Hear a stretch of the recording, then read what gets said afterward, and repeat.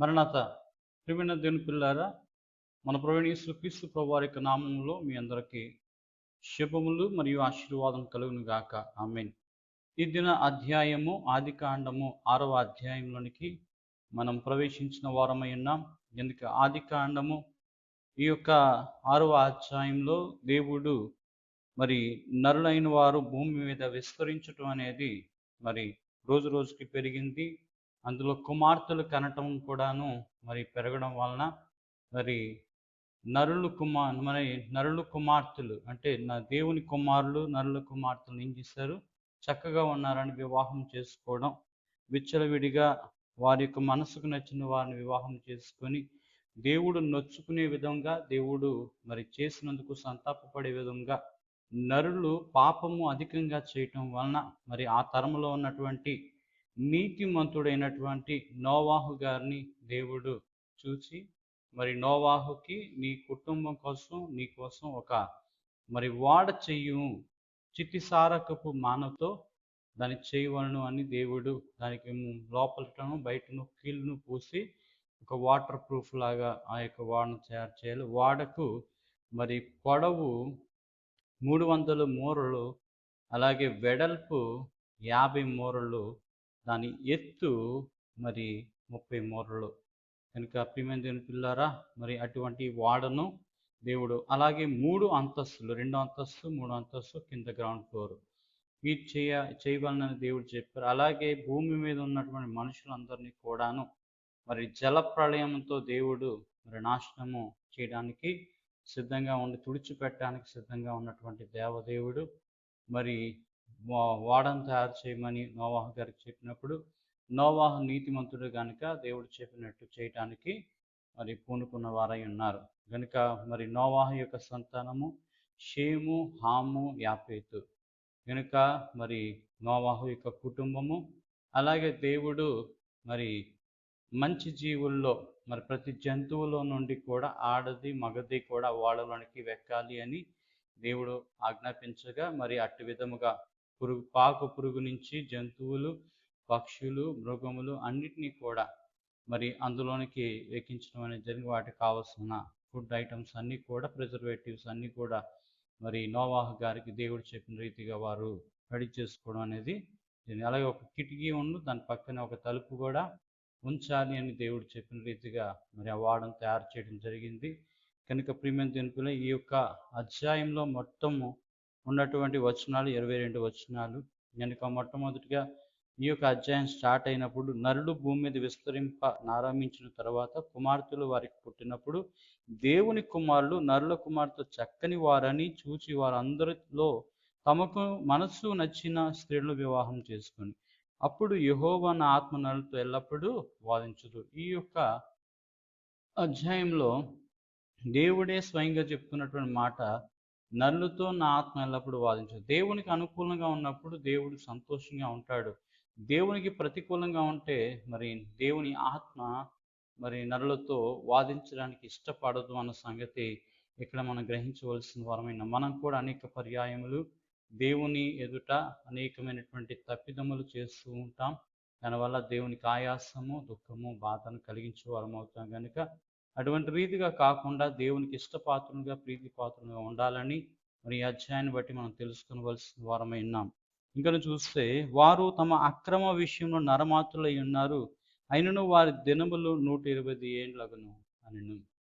కనుక దేవుడు ఆయుష్కాల పరిమితిని వారికి తగ్గించేశాడు. 120 సంవత్సరాలు అవుతుంది. ఆ దినంలో నెఫీలను వారు భూమి మీద ఉండేది. నెఫీళ్ళు అంటే మరి ఇక్కడ దానికి ఇచ్చినటువంటి అర్థము బలత్కారులు. నెఫీళ్ళు అంటే ఎవరండి? బలత్కారులైన వారు భూమి మీద ఉండి దేవుని కుమారులు నరుల కుమార్తె పోయినప్పుడు వారికి పిల్లలు కనిరి. పూర్వకాలమందు పేరు పొందిన శూరులు వీరే.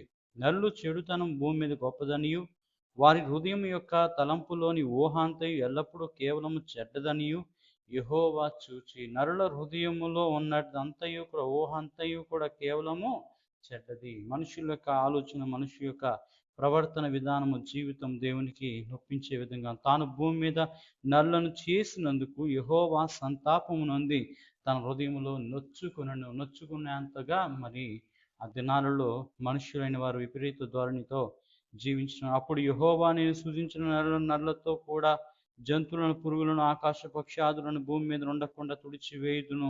యాలయనగా నేను వారిని సృష్టించినందుకు సంతాపం నొంది ఉన్నానను. అయితే నోవాహు యెహోవా దృష్టికి కృప పొందిన వాడాయను. భూమి మీద మరి ఎవరో ఒకరు మంచివాళ్ళు అనేవారు ఉంటారు. ఆ మంచివారి వలన మళ్ళీ దేవుడి యొక్క వంశాభివృద్ధిని కొనసాగించడం జరుగుతుంది. అప్పుడు ఆ తరంలో నీతిమంతుడిగా కనిపించారు ఎవరంటే నోవాహు గారు. నోవాహు వంశావళిది. నోవాహు నీతిపరును, తన తరములలో నిందారహితుడైయుండెను. నోవాహు దేవునితో కూడా నడిచినవాడు. దేవునితో నడిచిన. అలాగే మనం కూడా మన జీవితంలో వాక్యానుసారంగా వాక్యముతో నడవలసిన వారమైన నడిస్తే దేవునికి దీవెన మనకు కలుగుతాయి. దేవుడు భూలోకం చూసినప్పుడు అది చెడిపోయి ఉండును.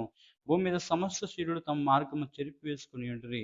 దేవుడు నోవాహుతో సమస్త శరీరుల మూలంగా భూమి బలత్కారంతో నిండినది కనుక నా సన్నిధిని వారి అంతము వచ్చింది. కనుక దేవుని సన్నిధి నుంచి వారి మీదకు అంతము వచ్చింది. ఇదిగో వారిని భూమితో కూడా నాశనం చేయదు. భూమితో కూడా దేవుడు ఏం చేస్తాడు?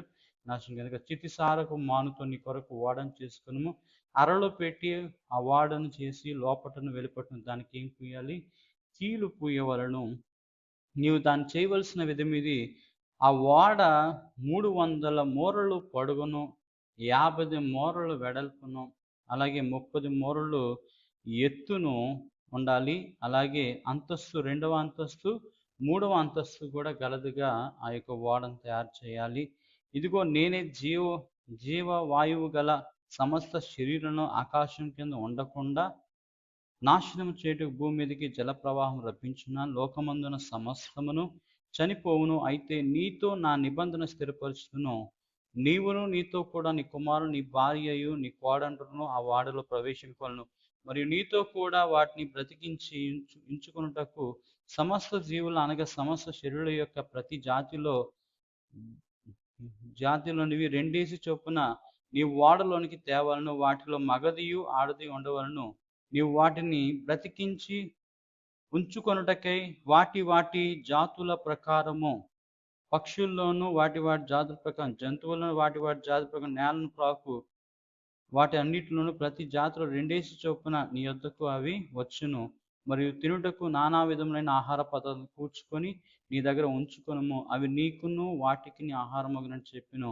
నోవాహు అట్లు చేసును. దేవుడు అతనికి ఆజ్ఞాపించిన ప్రకారం యావత్తును చేసును. కనుక ప్రియమైన దేవుడు నోవాహుకి మరి పనాప చెప్పడమే కాకుండా నోవాహు కుటుంబాన్ని, నోవాహు కుటుంబంతో పాటు మరి కొన్ని జీవులను కూడా దేవుడు మరి అన్నిటినీ కాకుండా కొన్ని ఏవైతే నోవాహు మాట విని వస్తాయో అవన్నీ కూడా బ్రతికింపబడతాయి.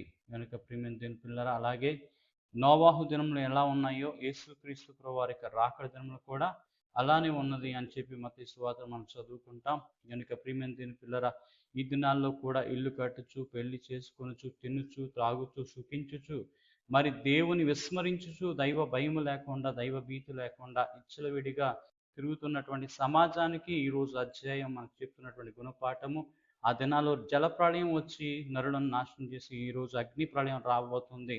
కనుక అందరూ కూడా జాగ్రత్తగా ఉండి దేవుని స్మరణ చేయండి, దైవనామ స్మరణ చేయండి. దేవుని యొక్క రాజ్య సువార్తను అనేకులను ప్రకటించాలి.